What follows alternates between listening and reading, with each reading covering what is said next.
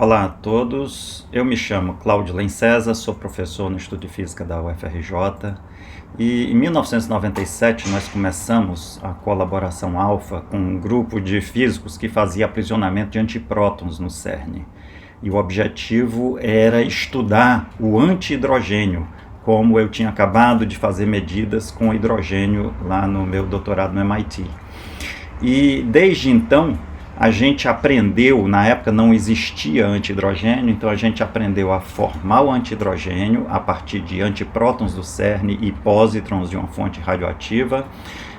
Depois de algum tempo a gente formou a colaboração alfa, né? Essa colaboração Atena virou alfa, e nós aprendemos a aprisionar esse antihidrogênio numa armadilha magnética, aprisionar por longos tempos, né?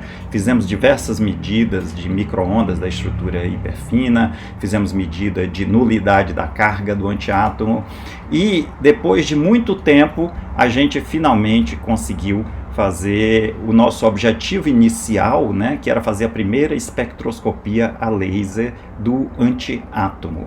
A gente consegue fazer medidas da transição 1s, 2s no antihidrogênio. Então eu vou mostrar para vocês não só essas medidas, quanto vou mostrar as novas medidas recém-publicadas de resfriamento a laser do antihidrogênio, e vou apresentar um pouco da minha equipe aqui no Rio e um pouco das cenas do experimento lá em Genebra com o Álvaro. Depois que a gente aprendeu a fabricar o antiátomo e aprisioná-lo, a gente fez um novo equipamento com acesso óptico e jogou o nosso laser e finalmente conseguiu fazer a primeira espectroscopia, né, do antihidrogênio, a laser, na transição 1s, 2s. Esse é o artigo publicado em 2018. A nossa colaboração é pequena, tem 50 pessoas entre estudantes, né, e esse artigo tem 4 autores brasileiros do nosso grupo, né? Então, para fazer a espectroscopia a laser, essa transição ela é proibida, ela é muito fraca.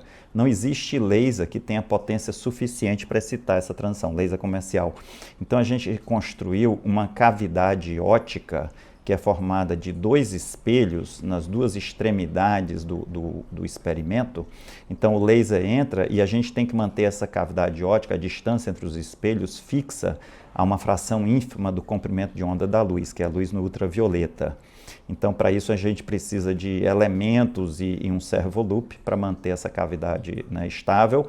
E o laser, então, aqui, ele interage com os átomos que estão presos aqui por uma combinação grande de campos magnéticos. Isso é tudo dentro de um grande solenoide supercondutor e várias bobinas internas supercondutoras, tudo isso dentro de hélio líquido, né? E aqui dentro da célula é ultra alto vácuo, onde os átomos ficam aprisionados, então, por esses campos magnéticos e interagem com o laser, tá? Essa cavidade foi feita aqui no Brasil, pelo nosso grupo, e aqui estão os resultados do espectro. Essa é a chamada linha espectral, né?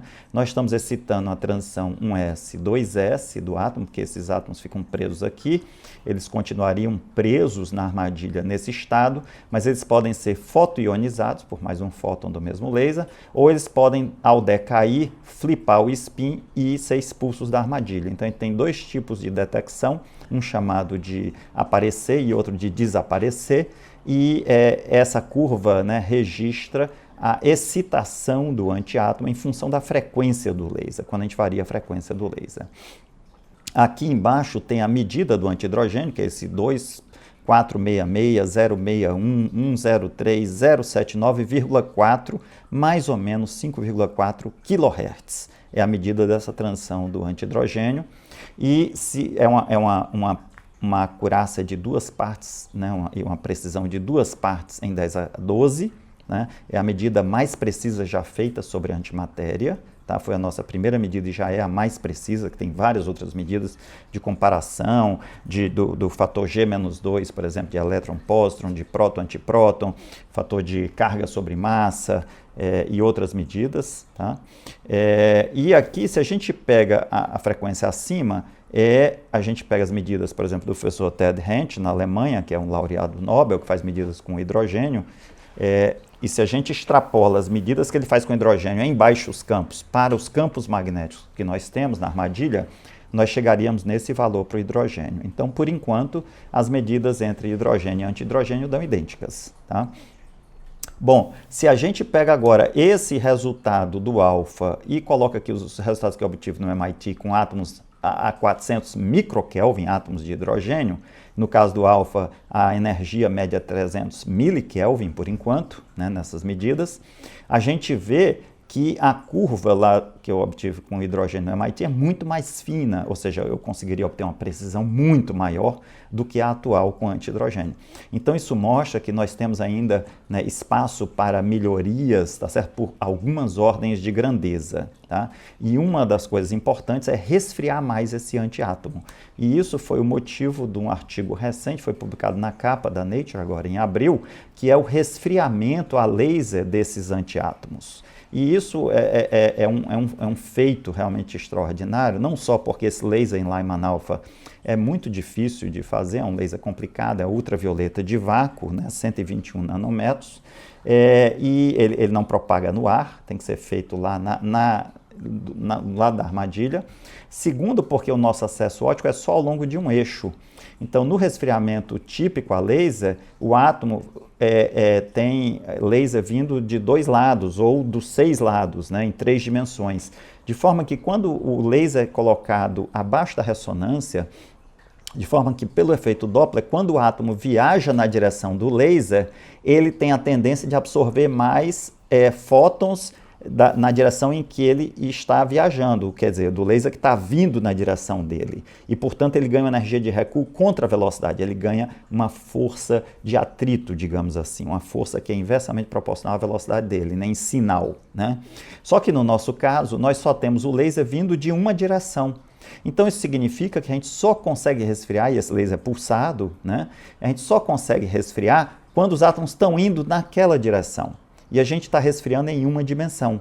Então a gente tem que esperar a ergodicidade da armadilha, que o átomo troque energia cinética entre aquela direção e as outras direções, tá certo? Então só para dar uma ideia a vocês, esse processo de resfriamento, a gente leva 9 horas resfriando esses átomos. Na verdade, 9 mais 6, quase 15 horas, porque a gente fica 9 horas acumulando e resfriando, depois 6 horas só resfriando e depois a gente passa 1h30 fazendo medidas. Só para vocês terem uma ideia do que aconteceu com a linha espectral 1S2S, essa de vermelho é a linha espectral antes do resfriamento, essa de verde é a linha espectral depois do resfriamento, tá? Então a gente tem o início de um processo de ter um ganho considerável na nossa precisão. A gente não pode extrair um número dessa nova medida porque tem pouquíssimos pontos na linha. Então nós vamos refazer essa medida agora com muito mais pontos. E a próxima etapa nesse experimento, né, foi a construção de um novo equipamento chamado Alpha-G, que é uma armadilha na vertical. Eu passei 6 meses lá trabalhando nisso. A primeira proposta de experimento escrita, está feita por mim numa conferência em 97, e a ideia é muito simples conceitualmente. É você ter uma armadilha na vertical, onde o máximo de campo magnético no topo e embaixo sejam muito equivalentes. Então note que você tem que ter magnetos supercondutores em 2 Tesla, né, onde os campos são conhecidos em Gauss, tá certo? Nesse nível de Gauss, em cima e embaixo tem que ser idênticos. E aí você vai abrindo a armadilha e vendo se os átomos caem para cima ou caem para baixo, né? E você pode medir o G colocando um pequeno offset no campo magnético e compensar o G gravitacional dessa forma. Então a gente espera em breve poder fazer essas medidas, né? Finalmente, para a gente obter altíssimas precisões nessa transição S2S na comparação do hidrogênio com o antihidrogênio, a gente vai querer no futuro colocar o hidrogênio na mesma armadilha do antihidrogênio. Para isso, a gente está desenvolvendo uma técnica na UFRJ, que se chama de sublimação de matriz de isolamento, onde a gente agora está produzindo ânions frios, H-, por exemplo, lítio-, e outras coisas menos, né, moléculas também, onde a gente quer, então, aprisionar esses ânions numa armadilha de Penny, deixar o gás de neônio desaparecer e depois a gente pode transferir esses ânions para a armadilha do alfa. Depois que o H- estiver na armadilha do alfa, que é uma armadilha que tem armadilha de Penny e tem armadilha magnética, a gente, com um pulso de laser, pode retirar esse elétron extra e ficar com átomos de hidrogênio aprisionados no alfa e assim poder fazer a espectroscopia conjunta no mesmo ambiente eletromagnético e gravitacional de hidrogênio e antihidrogênio. E assim a gente vai poder aumentar em ordens de grandeza a precisão da nossa medida, que é um teste da simetria fundamental da física, chamada simetria de CPT. Tá? Bom, meu nome é Rodrigo, tá? Eu atualmente sou professor adjunto da Universidade Federal do Rio de Janeiro e desde 2012 eu sou membro da Colaboração Alfa. Então, esse pequeno vídeo aqui é só para a gente falar um pouco sobre essa história do antihidrogênio, né? Esse último resultado que a colaboração conseguiu, que é o resfriamento a laser de átomos de antihidrogênio, e é a conclusão de muitos anos de esforço, né? Aqui a gente tem uma ilustração que, desde a primeira produção de átomos de antihidrogênio, né, que aconteceu lá em 1995, até esse evento agora, né, essa publicação atual, foi feito agora em 2021, são mais de 25 anos de pesquisa, né? Então, boa parte do que os resultados que a gente está colhendo agora, como a observação do espectro da transição S2S e o próprio resultado do resfriamento a laser, são coisas que a gente começou a construir aqui, lá em 2012, né? Então, parte do meu doutorado eu realizei dentro da Colaboração Alfa, lá em Genebra, onde boa parte desse trabalho foi na instalação e implementação desse equipamento, que a gente chama de Alpha 2, que possibilitou realizar essas medidas que nós estamos agora colhendo os frutos, né? Olá a todos, eu sou Álvaro, sou pesquisador no Inmetro. Já trabalho há algum tempo com o professor Cláudio Lenz, da Universidade Federal do Rio, e numa cooperação muito frutífera do Inmetro com a UFRJ. Atualmente eu estou fazendo um pós-doc pela Universidade de Aarhus, na Dinamarca, mas fico aqui no CERN, em Genebra. Mais especificamente na fábrica de antimatéria, no desacelerador de antiprótons. E fico aqui no experimento Alpha, responsável por fazer a primeira produção de antihidrogênio, armadilhamento, espectroscopia ótica de antihidrogênio. E a próxima fase do experimento agora é tentarmos estudarmos o comportamento da gravidade sobre a antimatéria. Então vou mostrar a parte de dentro do experimento para vocês. E agora estamos do lado de dentro do experimento, dentro do desacelerador de antiprótons. O experimento começa a partir desta válvula, desta aqui. Daqui para frente, essa parte é uma primeira armadilha que sofreu uma intervenção grande para poder receber os antiprótons agora com energia mais baixa, na ordem de 100 kV. Depois que os antiprótons são aprisionados, eles são transferidos para essa outra armadilha para poder serem combinados com os pósitrons para finalmente formar o antihidrogênio. E é nessa armadilha, chamada de Alpha 2, que foi a fase 2 do experimento, foi feita a espectroscopia ótica do antihidrogênio. O experimento agora está em constante transformação, na verdade. A próxima fase do experimento é o Alpha G, para estudar gravidade com antimatéria, ou seja, estudar antigravidade. E hoje a turma está instalando o detector e a parte final do Alpha G. Então, se vocês compararem com o magneto anterior, esse magneto é bem maior e ele é montado na vertical para podermos estudar o comportamento da gravidade sobre a antimatéria. E esse é o finalzinho do experimento. Na última, desse lado, onde são gerados os pósitrons. Então, os pósitrons são gerados desse lado, são combinados com os antiprótons que vêm da nossa esquerda.